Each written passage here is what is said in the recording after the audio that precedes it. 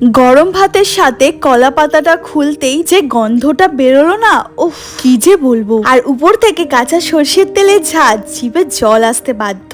জামাই ষষ্ঠীর স্পেশাল মেনুতে আজ থাকছে একদম অন্য স্বাদের চিংড়ি পাতুরি। পাতুরির গ্রেভিটাকে একদম রিচ আর ক্রিমি বানানোর জন্য প্রথমেই একটা মিক্সিং জারে নিয়ে নিচ্ছি বেশ কিছুটা কাজু বাদাম, সাথে যাচ্ছে গোল্ডেন ব্রাউন করে ভেজে রাখা পেঁয়াজের বেরেস্তা আর ঝালের জন্য কাঁচা লঙ্কা। তোমরা সামান্য জল দিয়ে এটার একটা স্মুথ পেস্ট বানিয়ে নিও। এই বেরেস্তা আর কাজুর কম্বিনেশনটা কিন্তু আজকের রান্নার আসল টুইস্ট। এবার একটা পরিষ্কার করে ধুয়ে নেওয়া চিংড়ি মাছ নিয়ে নিয়েছি। প্রথমেই এতে দিচ্ছি কিছুটা পাতিলেবুর রস, পরিমাণ মতো লবণ আর সামান্য হলুদ গুঁড়ো। এবার সেই স্পেশাল কাজু বেরেস্তার পেস্টটা দিয়ে দেব।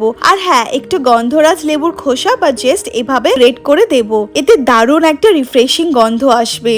মশলাটা চিংড়ির গায়ে ভালো করে মাখিয়ে নেব। এবার পাতুরি গড়ার পালা।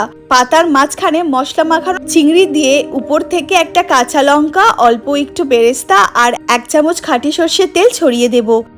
এবার পাতাটাকে চারিদিক থেকে ফোল্ড করে নেব। প্যানে সামান্য একটু তেল দিয়ে পাতুরিগুলো সাজিয়ে দেব। এবার ঢাকা দিয়ে কম আঁচে 10 থেকে 12 মিনিট ভালো করে সেকে নিতে হবে।